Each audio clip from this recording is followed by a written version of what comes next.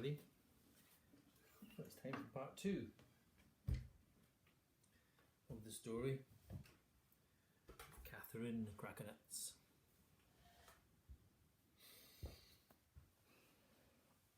So, the part that we got to yesterday was where the bad queen had sent Katherine down to the egg wifey twice to get something, and the egg wifey seemed rather surprised that when each time that the pot was opened there was just eggs inside, not something else.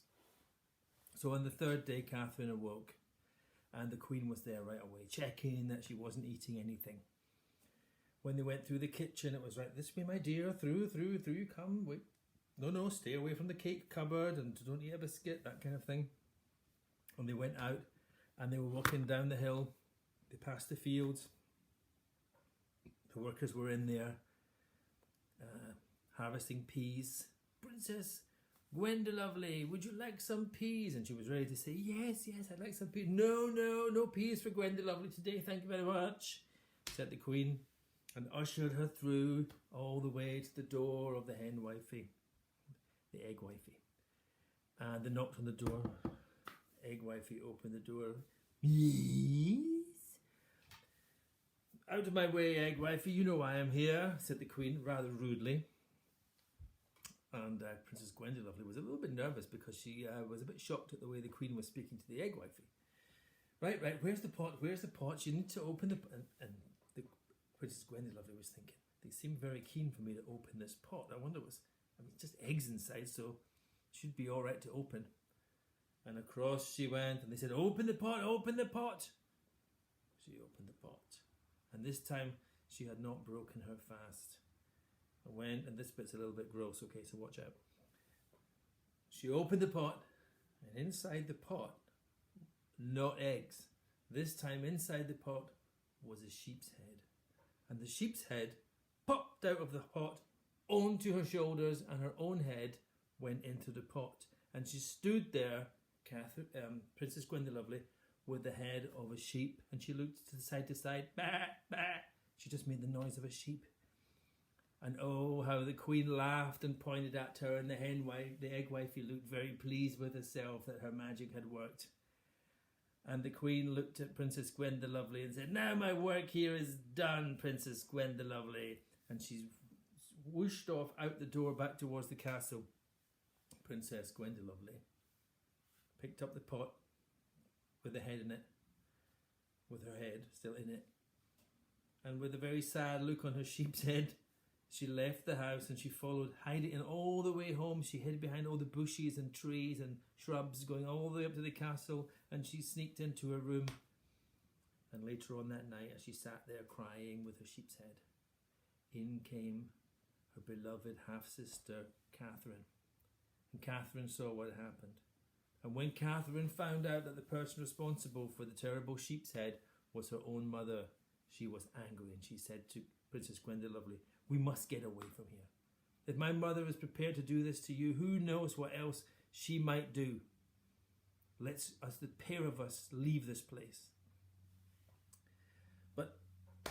And luckily Gwendolovely had the power of speech again, and she said, but where should we go? I mean, I can't go anywhere with the sheep's head. Put this scarf around your head. We will just say that you're my sister and you've got a terrible headache and you have to wear the scarf. So that's what they did. Off they went, the pair of them, through the night. Through the next day, they travelled.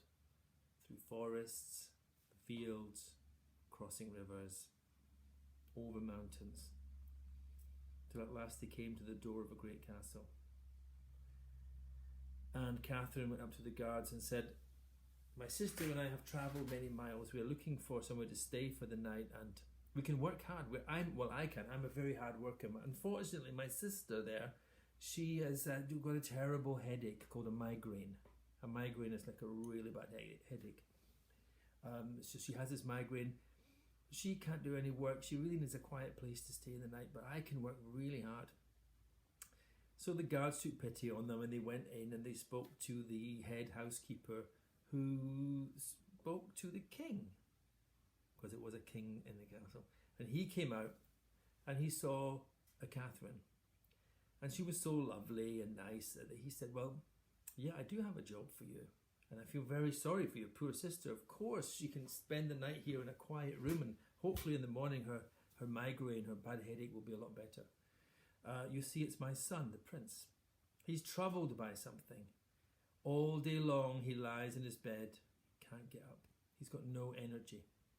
And in the night he tosses and he turns and flips this way and flops that way. And we try to hold him down in his sleep, but it's like he's fighting to get out of the bed. And we have to tie him down to the bed and hold him down. And in the morning he's tired again and he can't do anything. And it's been like this for a long time. Perhaps you can sit with him in the night and maybe soothe him and make him feel comfortable. In the morning I'll give you a bag of silver coins.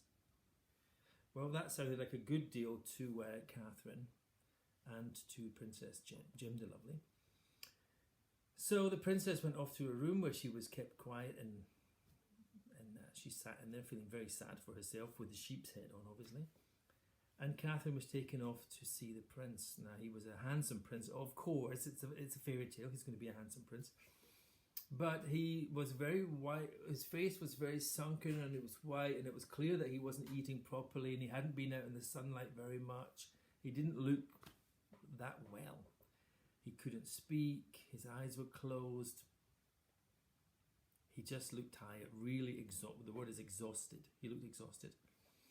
And she was shown where she could sit next to him for the night, and to sit there. And she was told, stay here the whole night. And if he tries to get out of the bed, hold him down and tie him to the bed and don't let him go. And she said, yeah, okay, whatever. So she was sitting there, and in the night, the clock struck midnight, 12 o'clock at night, okay? And at that point, the prince, who'd been lying there flopping back and forward, suddenly his eyes popped open and he tried to get out of the bed. Now, normally this would be the point where everyone would hold him down again and push him back down in the bed. But Catherine thought, well, let's see what happens. And the prince got up out of the bed and he put on his shirt and he put on his long coat and he put on his trousers and he put on his boots and he put on his hat. And he left the room, and Catherine followed him. And she followed him down the corridor, down the steps, out the front door to the stables. And there was the prince's horse, and he got the saddle, put the saddle onto the horse and put the belt under the saddle and fastened it to the horse. Then he put the reins on over the head, put the bit in the mouth, and he got the reins, and she thought, he's going to get on his horse. He's going to go somewhere. And he jumped up onto his horse, and he was just ready to ride off out of the courtyard when she thought, well, I'm also going. And she jumped up behind him and held on. He didn't seem to notice her. On and on and on they rode, and they rode for a long, long time. And finally they came to a small hill. Okay? Small hill. And they stopped in front of the hill. And she thought, well, why? It's a dark place. There's nobody here. Why has he come to this little hill? And he called out in a clear voice, hill, open for the prince and his horse. The hill opened up, and she could see the light coming from inside. Allow the prince to pass and his horse. And she whispered, and his lady behind him. And they went, and it closed behind them. Down the horse went, down the steps. And they came to a room, and the room was full of the fairy folk. And the fairy folk were there. They were all young. They were all beautiful, handsome, and laughing. And the ladies were dancing with the boys. And they were all in the middle of a huge kind of dance that they all danced together at the same time. But when they saw the prince arriving, all the ladies flocked towards him. Oh, Prince, you've come. Come and dance with us. Come and dance with us. And then he ran off with them, and he started dancing. And the style of their dancing was very energetic. It was using a lot of energy. And he was dancing back and forward and up and down and dancing all around the place. And Catherine went and sat in a corner, and she thought, well, this explains why he's tired all the time. Okay, if he's going out every night, because they say they hold him down, but he must get free of his bonds when they tie him. He must come here and dance, and that's why he's exhausted. Some kind of magic has taken hold of him to bring him here and make him dance like this. And she was sitting watching this when a really cute thing happened. One of the fairy folk babies, which is really cute, small, not a baby, like a little toddler, like a 2-year-old, came waddling across, and it had with it a small siddiq about this long, and it was white, and it was waving it around.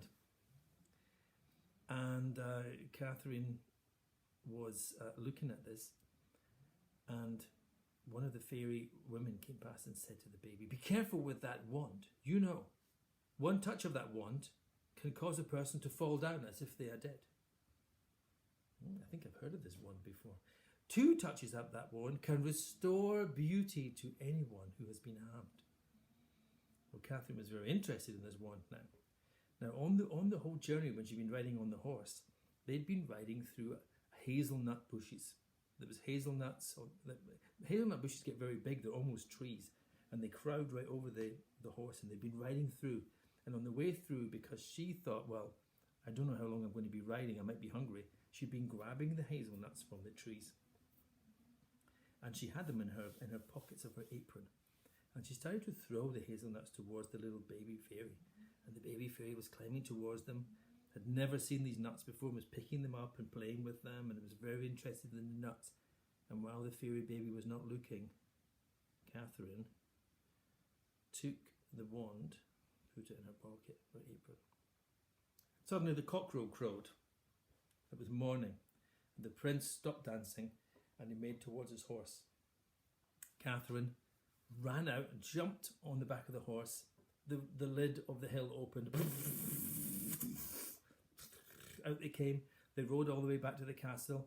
He went into his room, took all his clothes off, put his pyjamas on, fell asleep in his bed and tossing around and turning around, exhausted. Now, she knew why he was exhausted. He'd been dancing the whole night. But she had the wand. She went to his half-sister, Princess Gwendolovely. And you remember, don't touch once. That's like really dangerous. 2 times. And the sheep's head came off, and her real lovely head went on. And she looked up as lovely as ever. And she was so thankful to her sister for restoring her beauty. And that morning, she was able to walk out and tell the king say thank you to the king for giving her a quiet place. But now she was feeling much better. And the king, when he saw Princess Gwendolovely, he thought, what a lovely girl, so nice. And he said to the 2 of them, why don't you stay another night and look after the prince again? Because last night it seems that you were helping. So let's stay one more night. And Catherine agreed to that, and Princess Gwendolovely was only too happy to agree to that too. And tomorrow you'll find out what happens on the second night when they stay, and if either of them find a way to help the prince. Okay? So I hope you're enjoying the story, and I'll see you again soon. Bye-bye.